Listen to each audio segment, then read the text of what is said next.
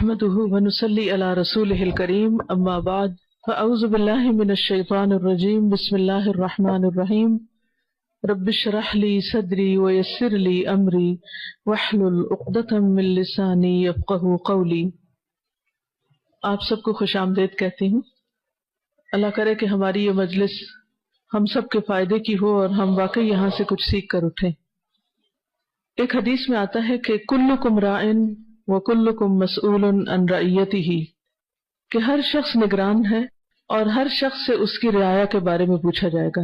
پھر عورت کے بارے میں فرمایا ہے کہ والمرأة راعیۃ فی بیت زوجہا، اور عورت اپنے شوہر کے گھر میں راعی ہے، نگران ہے، ذمہ دار ہے۔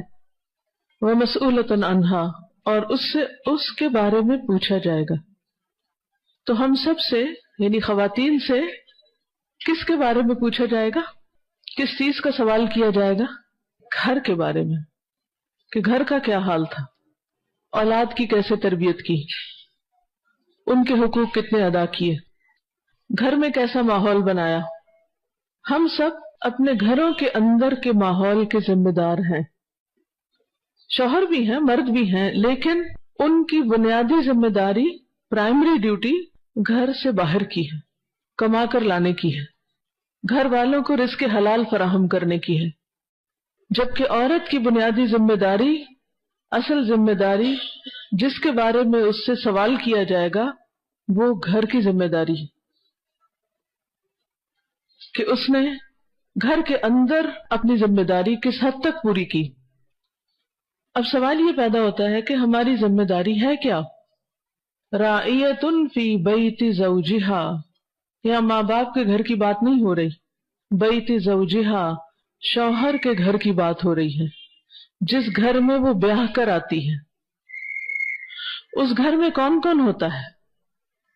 بعض اوقات صرف شوہر ہوتا ہے، بعض اوقات شوہر کے والدین بھی ہوتے ہیں، جوائنٹ فیملی سسٹم ہوتا ہے، بعض اوقات شوہر کے بہن بھائیوں میں سے بھی کوئی اس گھر میں رہ رہا ہوتا ہے۔ تو یہ تو وہ گھر ہوتا ہے جس میں وہ جاتی ہے، لیکن اس کے بعد جب اس کے اپنے بچے پیدا ہوتے ہیں، اس کی اولاد ہو جاتی ہے اور وہ ماں بن جاتی ہے، تو پھر اس کی اصل ذمہ داری شروع ہوتی ہے کہ اب وہ کیا کرتی ہے۔ ماں ہونا جہاں بہت بڑے درجے کا باعث ہے، جیسا کہ حدیث میں آتا ہے، ایک شخص نے آپ صلی اللہ علیہ وسلم سے پوچھا کہ میرے سب سے اچھے سلوک کا مستحق کون ہے؟ تو آپ نے فرمایا تمہاری ماں۔ پھر جب اس نے سوال کیا تو پھر آپ نے ماں ہی کے بارے میں بتایا۔ تیسری دفعہ جب پوچھا پھر ماں کی بات کی، چوتھی دفعہ باپ کی بات کی۔ سب کو یہ حدیث معلوم ہے، ہر ماں بہت شوق سے اس حدیث کو سنتی اور اس پہ خوش ہوتی ہے کہ اللہ نے ہمیں اتنا درجہ دیا ہے۔ لیکن یہ یاد رکھیے کہ جہاں درجہ بلند ہوتا ہے وہاں پر ذمہ داری بھی بڑی ہوتی ہے، اور جہاں ذمہ داری ہوتی ہے وہاں پوچھ بھی ہوتی ہے، سوال بھی ہوتا ہے۔ جیسا کہ اس حدیث میں بھی آیا ہے کہ وہ مسئولۃ عنہا، اس سے اپنے گھر کے بارے میں سوال کیا جائے گا۔ ہم سب اپنے اپنے بارے میں سوچیں کہ کل قیامت کے دن کیا ہم اس سوال کے جواب کے لیے تیار ہیں؟ کیا ہم اپنی یہ ذمہ داری نبھا رہے ہیں؟ کیا اپنی فکر کے ساتھ اپنے دین کی، اپنے بچوں کے دین اور ان کی آخرت کی فکر میں ہیں؟ اس پر ہم سب کو سنجیدگی سے سوچنا چاہیے، کیونکہ اس کا حساب ہونا ہے ہم سے۔ ہم اس بارے میں کوئی عذر بہانہ نہیں پیش کر سکتے۔ ہم یہ نہیں کہہ سکتے کہ میری تو طبیعت ہی اچھی نہیں ہوتی تھی، اور یہ کہ میرے تو اور بہت سے کام تھے، میں تو تبلیغ بہت کرتی تھی، باہر لوگوں کو بہت سکھاتی تھی، اس لیے میرے پاس پھر وقت ہی نہیں بچتا تھا کہ میں اپنے بچوں کی بھی خبر لوں کہ وہ کیا کر رہے ہیں۔ تو جیسا کہ میں نے عرض کیا کہ جہاں عہدہ بڑا ہوتا ہے، درجہ بڑا ہوتا ہے، وہاں ذمہ داری بھی بڑی ہوتی۔ مثلاً کسی کمپنی میں آپ دیکھیں، کسی فیکٹری میں جو اس کا سی ای ہوتا ہے اور جو اس کا مثلاً پی این ہوتا ہے، ان دونوں کا درجہ برابر نہیں ہوتا، اور یہ درجوں کا فرق اللہ تعالیٰ نے ہی رکھا ہے۔ ہر ایک کا درجہ فرق ہے، الگ الگ ہے۔ ہم عام طور پر بڑے امپریس ہوتے ہیں جب کسی کا درجہ یا عہدہ یا رتبہ بڑا ہوتا ہے، اور ہم تمنا کرتے ہیں کہ کاش ہمارا درجہ بھی بڑا ہوتا، ہمیں بھی کوئی بڑا مقام ملتا۔ لیکن یہ بات بھول جاتے ہیں کہ جہاں مقام بڑا ہوتا ہے وہاں ذمہ داری بڑی ہوتی ہے، جہاں ذمہ داری بڑی ہوتی ہے وہاں حساب بھی سخت ہوتا ہے، وہاں مشکلات بھی زیادہ ہوتی ہیں۔ تو پھر اگر ماں ہونے کی حیثیت سے ہمیں باپ کے مقابلے میں 3 گنا زیادہ بڑا درجہ ملا ہے تو اسی اعتبار سے ذمہ داری بھی بڑی ہو گئی ہے۔ اور ویسے بھی آپ دیکھیے کہ بچوں کا زیادہ وقت ماں کے ساتھ ہی گزرتا ہے۔ 9 مہینے تو وہ اس کے پیٹ میں گزارتے ہیں، 2 سال تک وہ دودھ پلاتی ہے اگر پلائے تو، پھر اس کے بعد جب تک وہ پراپر کسی اسکول نہیں جاتا بچہ، اس وقت تک وہ اس کی استاد ہوتی، اس کی مربی ہوتی۔ باپ ایک لمیٹڈ ٹائم کے لیے گھر میں ہوتا ہے، اور اگر وہ ہو بھی زیادہ اور آپ اس پر ذمہ داری ڈال بھی دیں تو اللہ نے اس کا مزاج، اس کی نیچر بنائی ہی نہیں ایسی، اس کے اندر وہ برداشت ہی نہیں رکھی، اس کے اندر وہ قابلیت ہی نہیں رکھی کہ وہ بچے کی صحیح طور پر تربیت کر سکے، اس کو کھلا پلا سکے۔ ہاں تھوڑی بہت ہیلپ تو کر دے گا کسی وقت، لیکن وہ ذمہ داری نہیں لے گا، اور اگر اس پہ ڈالا بھی جائے تو وہ صحیح طور پر اس ذمہ داری کو پورا بھی نہیں کر سکتا۔ تو خصوصاً جو ابتدائی سال ہیں زندگی کے، اس میں ایک بچے کی 90% ذمہ داری جو ہے وہ ماں پر ہی ہوتی ہے، اس کو کھلانا، پلانا، سکھانا، سمجھانا، اور یہی وہ زندگی کا وقت ہوتا ہے، عرصہ ہوتا ہے کہ جس میں سب سے زیادہ وہ جو کچھ اس نے سیکھنا ہوتا ہے وہ سیکھ لیتا ہے، سب کچھ ابزارب کر لیتا ہے۔ اسپونج کی طرح ہوتا ہے اس کا جو دماغ، جس میں ہر پڑھنے والی آواز کان پہ وہ اس کے اندر جا رہی ہوتی ہے اور وہ اس کے اندر ایک نقش بنا رہی ہوتی ہے، اور وہ سیکھ رہا ہوتا ہے۔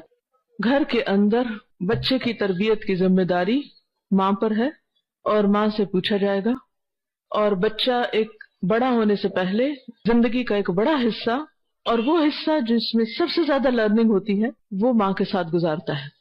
اب سوچئے کہ ماں جو ماں بھی ہے، استاد بھی ہے، مربی ہے، مزکی ہے، اس کے بہت سے رولز ہیں، اگر وہ خود پڑھی لکھی نہیں، اگر وہ خود ہدایت پر نہیں، اگر خود اس کے اپنے اندر ایمان نہیں، تقوی نہیں، خدا خوفی نہیں، تو وہ بچے کو کیا سکھائے گی، وہ بچے کو کیا دے گی؟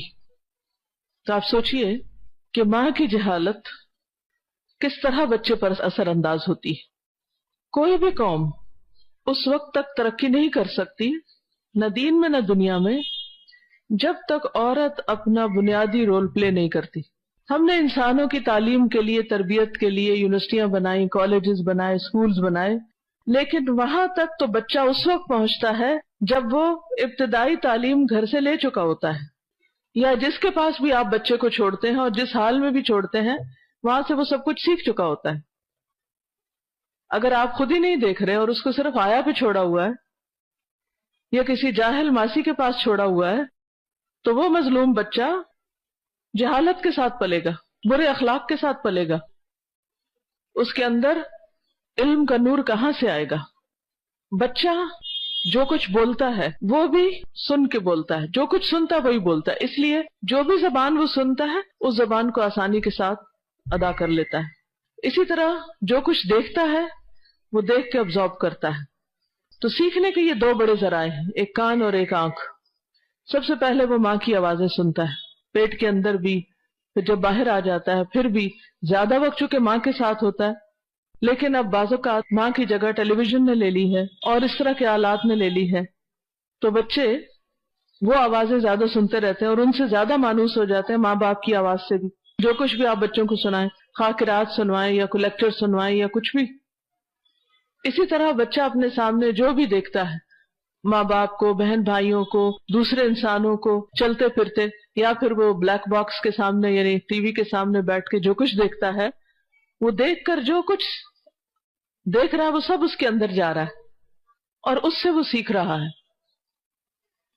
اب آپ صرف تمنائیں کریں، آرزویں کریں کہ ہمارے بچے نیک ہو جائیں، لیکن جو کچھ وہ سن رہے ہیں، جو کچھ وہ دیکھ رہے ہیں، وہ بالکل اینٹی اسلام ہے، بالکل اسلام کی تعلیمات کے اپوزٹ ہے، تو بچہ کیا سیکھے گا؟ کہاں سے سیکھے گا؟ کیسی تربیت پائے گا؟ ہو ہی نہیں سکتا۔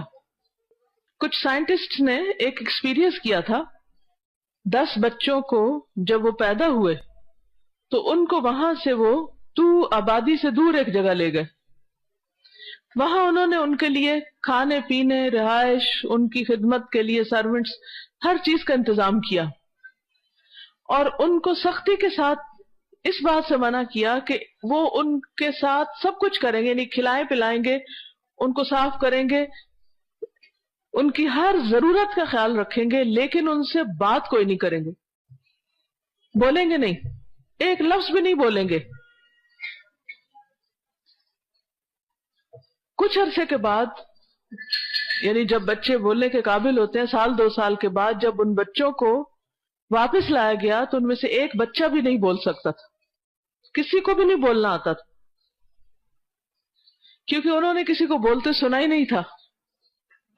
تو اس سے آپ اندازہ لگا سکتے ہیں کہ بچے وہی بولتے ہیں جو وہ سنتے ہیں. اب یہ آپ کے پاس چوائس ہے کہ آپ انہیں کیا سنوا رہے ہیں، آپ انہیں کیا دے رہے ہیں. اسی طرح وہ وہی ایکٹ کرتے ہیں، ان کے ایکشنز، ان کے ہاتھ اٹھانے، بولنے، دیکھنے، اٹھنے، بیٹھنے، حتیٰ کہ چیزیں رکھنے، اٹھانے، ان سب چیزوں میں جو سٹائل ہوتا ہے، جو مینر ہوتا ہے، جو طریقہ کار ہوتا ہے، وہ بھی وہی ہوتا ہے جو وہ ماؤں سے دیکھتے ہیں.